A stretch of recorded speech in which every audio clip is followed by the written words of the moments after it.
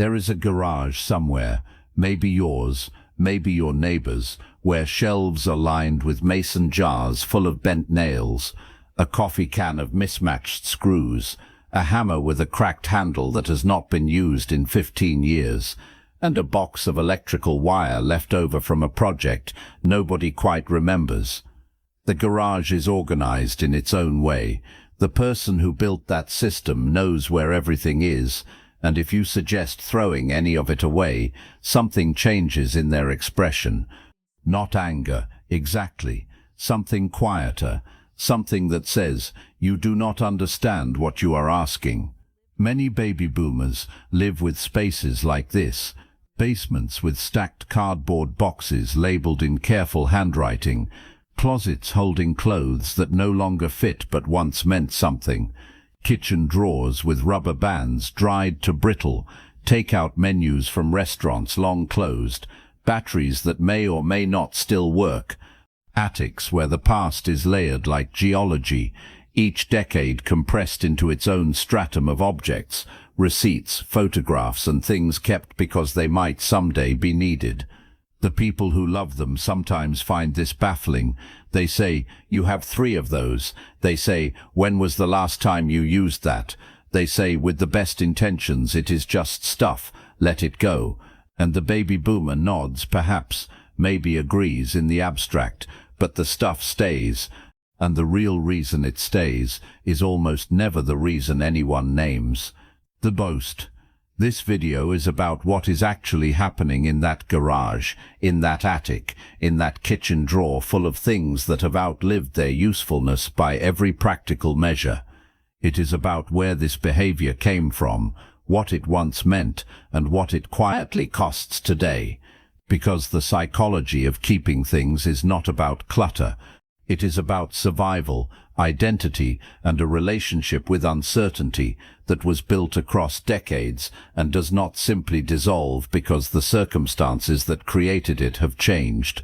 To understand why baby boomers keep the things they keep, it helps to go back not to their own childhoods, but one step further, to the people who raised them. The parents of baby boomers had lived through the Great Depression and World War II. These were not abstract historical events for those families. They were formative realities that rewired an entire generation's relationship with material objects. A woman who stretched 1 chicken across 3 meals for a family of 6 did not throw away the bones. A man who repaired his own shoes because new ones were simply unavailable learned to keep the leather scraps. Children who grew up watching their parents save rubber bands from the newspaper, fold and reuse brown paper bags, and treat a bar of soap as a resource to be managed rather than a convenience to be consumed, those children absorbed a worldview, not as a formal lesson, but as the atmosphere they breathed. That worldview had a core principle, simple and deeply felt. You do not discard something that might still have use. Waste is not carelessness. Waste is a kind of moral failure. Waste is something you do when you are foolish enough to believe there will always be more, and there will not always be more. The people who understood that had survived to prove it. Baby boomers grew up inside that value system. Even those born into the relative prosperity of the early 1950s grew up with parents who could not fully relax their grip on scarcity. The Depression and the war had installed something that prosperity did not remove. It moderated it, perhaps, but it remained, passed on through household habits and the specific look on a parent's face when a child wasted food. Then came the 1970s. What had been an inherited value became a lived experience. For baby boomers coming of age during that decade, economic uncertainty arrived in tangible, daily, impossible to ignore form. Inflation ate at the value of money month by month. Gas lines stretched around city blocks, and people sat in them for hours. A job market that had seemed stable simply contracted and contracted again. The post-war prosperity that had been the background assumption of early childhood revealed itself as a specific historical moment rather than a permanent condition. A family that had managed comfortably on one income found itself stretched thin. A father who had expected a steady career found the company restructuring. These were not statistics. These were the specific texture of daily life for millions of households where baby boomers were growing up and beginning to form their own adult identities. What do you learn from that environment? You learn that stability is not guaranteed. You learn that structures that looked solid can shift without warning. You learn, often without anyone stating it explicitly, that preparedness is not paranoia. Preparedness is wisdom. Keeping things is a form of preparedness. Keeping things is a hedge against a future that has already proven it can become difficult. For many baby boomers, keeping things worked. Not always dramatically, but in the accumulated small ways that compound over years into a confirmed belief. This approach has served me. And confirmed beliefs, shaped by real experience, do not dissolve easily, even when the original conditions that made them adaptive have long since shifted. Malkauf. Now, and this part is harder to see from the outside, harder even to put into words. Economic conditioning is only one piece of it. Objects, for many baby boomers, do not simply represent potential utility. They carry meaning. They hold memory. They are, in some deep and rarely articulated sense, part of the architecture of a self. Consider what an object can contain. The toolbox that belonged to a father who has been gone for 20 years, the mixing bowls from a grandmother's kitchen, used every Thanksgiving for as long as anyone can remember. The camera that documented the children's early years, now technologically obsolete, but still present in the closet, still connected by invisible thread to every photograph ever taken with it.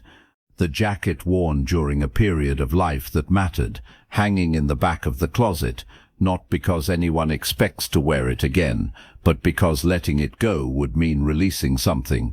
The jacket is not quite distinguishable from.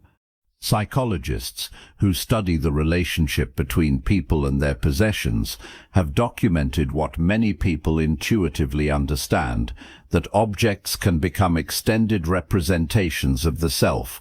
For baby boomers specifically, this dynamic carries an additional weight rooted in the pace of change they have lived through.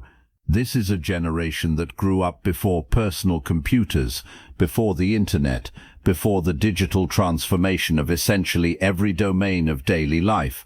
The physical objects from their earlier decades are not simply old, they are from a different world, and in that context, keeping those objects is not mere sentimentality, it is a form of continuity, a way of maintaining connection to experiences and people that the digital world, for all its convenience, cannot quite replicate. A photograph printed on paper, held in the hand, has a different quality than the same image on a screen. For a generation formed in an analog world, this is not nostalgia for nostalgia's sake. It is a genuine difference in presence that younger generations formed digitally may not experience with the same intensity. There are patterns in how this behavior shows up in daily life that many baby boomers will recognize immediately. The difficulty discarding anything that is not definitively broken. If the appliance still works, throwing it away feels wrong, even if a newer version would serve far better.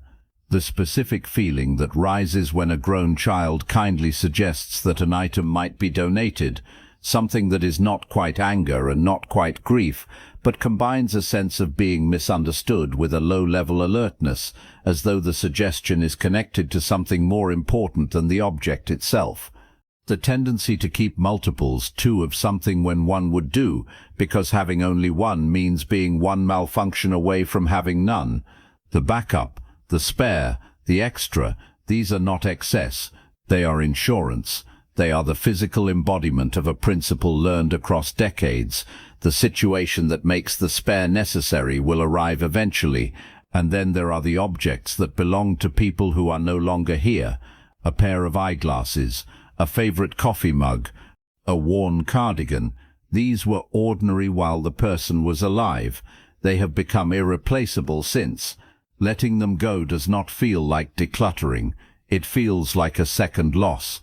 and so they stay.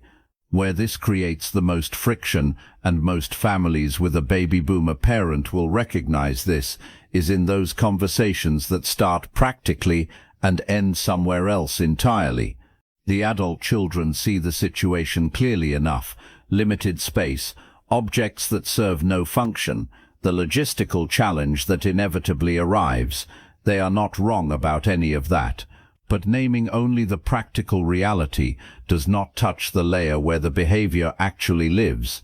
When a baby boomer hears their possessions described as just stuff, what they often hear underneath is something closer to a dismissal, not of the objects, but of everything the objects have been standing in for.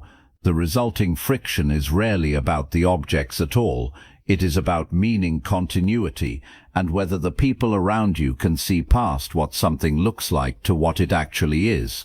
Now, it would be incomplete to leave this here, as though keeping things is only a problem to be understood and eventually solved, because that is not the whole picture. The generation that kept things, maintained things, repaired rather than replacing, developed a relationship with material reality that is genuinely valuable and increasingly rare. A baby boomer who grew up understanding that objects require care tends to take care of things. They think before they discard. They consider before they acquire. There is a resilience embedded in this orientation, the capacity to solve problems with what is at hand, rather than reaching for a purchase as the first response to any difficulty. That is a practical skill, but it is also something else, a confidence in one's own resourcefulness that serves well across many domains of life, not just in the garage. The cost, though, is also real. Spaces that are very full carry a specific kind of weight, not always consciously felt, but present. The accumulated objects of decades can occupy not just physical room, but a kind of ongoing psychological attention, keeping a person quietly tethered to what has been while the present waits. And the difficulty releasing things can, in its more entrenched forms, make transition harder in ways that go beyond the physical. The baby boomer beginning to think about a next chapter may find that the weight of previous decades creates a specific resistance, not because the objects prevent change, but because sorting through them means confronting what each one represents, and whether releasing it would signify something that feels too large to approach directly. That is not stubbornness. That is the emotional weight of a life fully lived, accumulated in 3 dimensions. What all of this points to, taken together, is something that shows up in baby boomer psychology across many different areas of life: the experience of living through genuine uncertainty, building strategies to manage it, and then carrying those strategies forward into circumstances where they no longer operate quite the same way. Keeping things was a reasonable, adaptive, and often genuinely wise response to the conditions that produced it. It honored values passed down by people who had survived real hardship. It prepared against economic instability that was not imaginary. It maintained connection to people and times that deserved to be preserved. None of that was wrong. What is also true, and what can sit alongside that history without cancelling it, is that the same behavior in different circumstances produces different results. The garage full of materials that once represented security may now, at times, represent something heavier than security. The objects that once anchored identity may, in their sheer accumulation, make it harder to see clearly who a person has continued to become, while the objects remained fixed. None of this calls for a dramatic clearing out. None of it means the instinct to keep things was ever a mistake. It means perhaps that the same intelligence that once knew what to hold on to can now begin to ask, slowly, without pressure, on its own terms, what still matters, and what has already served its purpose so completely that letting it go would feel less like loss and more like honoring what it was. That is a different question than the one asked from the doorway of a full garage, with frustration in the voice and a donation box already open. It comes from a different place, and it tends, when asked that way, to find a different kind of answer. If something in this video reflected an experience you have carried but never quite had words for, consider sharing it with someone who might recognize it too.